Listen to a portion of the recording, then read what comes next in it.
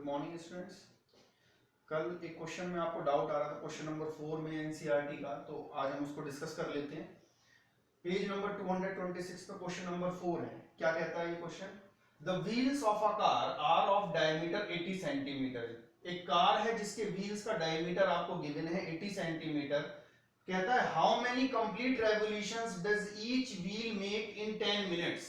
जो उस कार के व्हील हैं वो कितने रेवोल्यूशन कंप्लीट कर लेंगे 10 मिनट्स में। When the car is traveling at a speed of 66 kilometre per hour, अगर उस कार की स्पीड 66 किलोमीटर पर आवर है तो हमारे पास क्या क्या गिवन है? कार का जो व्हील है उसका डायमीटर हमारे पास है 80 सेंटीमीटर।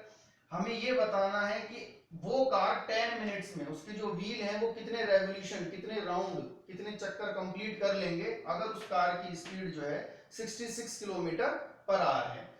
तो इसको कैसे यूज करना देखते हैं। यहाँ पर डायमीटर ऑफ व्हील, व्हील का डायमीटर हमारे पास 80 सेंटीमीटर अगर है तो उस कार का जो व्हील है उसकी रेडियस को हम स्मॉल आर कंसीडर कर लेते हैं रेडियस को। तो रेडियस ऑफ व्हील हो जाएगी हमारे पास 40 centimetre. Circumference of wheel, wheel का सरकमफेरेंस कितना होगा? सरकमफेरेंस ऑफ व्हील होगा 2 पाई आर। कल हम डिस्कस कर चुके हैं सरकमफेरेंस ऑफ सर्कल। तो हमने लिखा circumference of wheel is 2 pi are.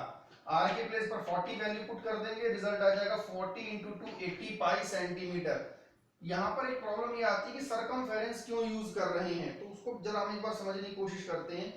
अगर हम ये बात करते हैं कि ये एक व्हील है और इस व्हील पे यहाँ पर हम एक मार्क कर देते हैं, तो जब आप यहाँ पर हमें आपको दिखाई दे रहा होगा व्हाइट बोर्ड लिखा हुआ, मैं इसको रोटेट करता हूँ और जब मैं इसको रोटेट कर रहा हूं तो रोटेट करने के बाद वो यहां से यहां तक चल गया। इसका मतलब ये हुआ कि इसने एक राउंड कंप्लीट करने में कुछ डिस्टेंस कवर करी।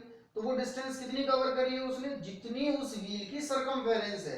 एक राउंड कंप्लीट करने में वो अपने सरकमफेरेंस के बराबर चला और उसने कुछ डिस्टेंस कवर करी। इसलिए हमने यहाँ पर क्या लिया? सरकमफेरेंस ऑफ व्हील, व्हील का सरकमफेरेंस कितना आ गया? 80 पाई सेंटीमीटर। नेक्स्ट हम यूज करते हैं स्पीड ऑफ कार। कार की स्पीड है 66 किलोमीटर पर आवर। यहां पर यूनिट है सेंटीमीटर, यहां पर यूनिट है किलोमीटर, तो यूनिट दोनों को सेम बनाएंगे। किलोमीटर को कन्वर्ट कर लेते हैं सेंटीमीटर में। 1 किलोमीटर की अगर हम बात करें तो हम लिख सकते हैं 1000 मीटर, और अगर हम 1 मीटर की बात करते हैं तो हम कह सकते हैं 100 सेंटीमीटर। किलोमीटर को मीटर में कन्वर्ट करने के लिए 1000 से मल्टीप्लाई, मीटर को किलोमीटर में कन्वर्ट करने के लिए 1000 से डिवाइड। सेम यहां भी हम ऐसे करते हैं, मीटर से सेंटीमीटर में कन्वर्ट करने के लिए 100 से मल्टीप्लाई और सेंटीमीटर से मीटर में कन्वर्ट करने के लिए 100 से डिवाइड। तो वो यहाँ पे हमने यूज किया है, यहाँ पर मीटर की 3 जीरो और सेंटीमीटर की 2 जीरो, तो यहाँ पर मैंने लिख दिया है किलोमीटर को कन्वर्ट करके सेंटीमीटर में। ये टोटल कितनी होगी? 5 जीरोस, तो हमने लिख दिया 66 multiply 1 lakh upon hour. Hour को हमने कन्वर्ट कर दिया मिनट में। 1 hour is equals to 60 minute. Hours को मिनट में कन्वर्ट करने के लिए 60 से मल्टीप्लाई और मिनट को आर में कन्वर्ट करने के लिए डिवाइड। तो यहां पर जो आर है वो डिनोमिनेटर में, तो हमने क्या किया? 60 से मल्टीप्लाई डिनोमिनेटर में।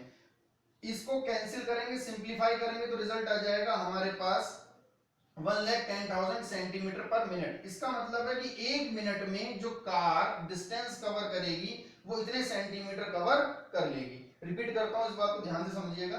कार की स्पीड हमारे पास है 66 किलोमीटर पर आवर। हमने किलोमीटर को सेंटीमीटर में कन्वर्ट कर लिया और आर को मिनट में कन्वर्ट कर लिया, तो जो हमारे पास रिजल्ट आता है वो आता है सेंटीमीटर पर मिनट में। ये बताता है कि एक मिनट में कार ने इतनी डिस्टेंस कवर कर ली है।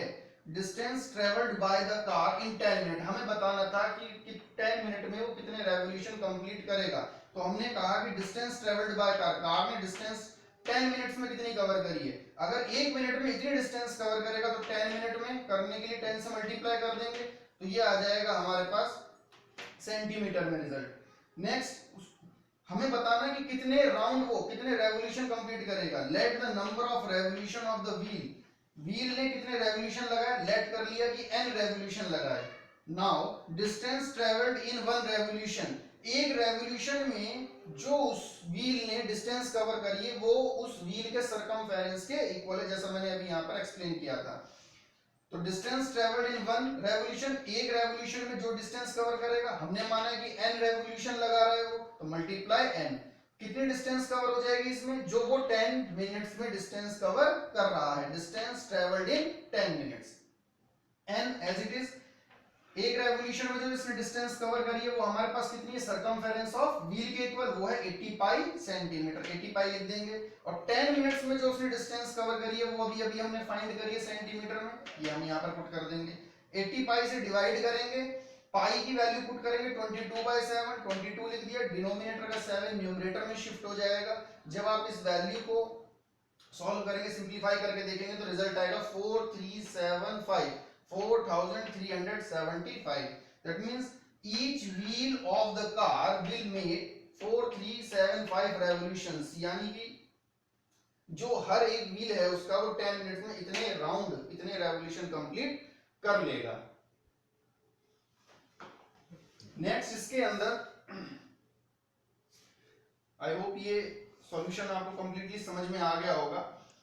मैं इसके बाद यहां पर नेक्स्ट एक्सरसाइज के लिए दो फॉर्मूले बता रहा हूं, एरिया ऑफ सेक्टर और length of an arc of a sector. इसको हम पहले समझ लेते हैं। एक सेगमेंट का भी फॉर्मूला है, वो मैं बाद में डिस्कस करूंगा आपसे, पहले हम सेक्टर को क्लियर कर लेते हैं।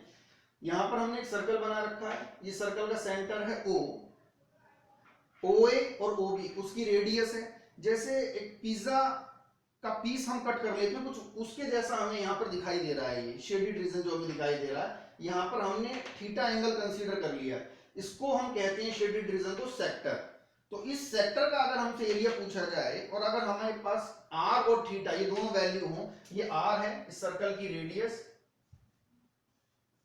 r और थीटा अगर हमारे पास है तो हम इस सेक्टर का एरिया फाइंड कर सकते हैं। फॉर्मूला क्या यूज करेंगे, area of sector is equal to theta upon 360 into pi r square। Next, length of an arc of a sector, sector जो यहां पर बन रहा है, जो शेडेड रीजन था यहाँ पर, जो सेक्टर हमारे यहाँ बन रहा है उसमें जो लेंथ अगर हमें बतानी हो आर्क की, कौन सा आर्क है यहाँ मैंने डार्क करके दिखा रखा, ध्यान देंगे।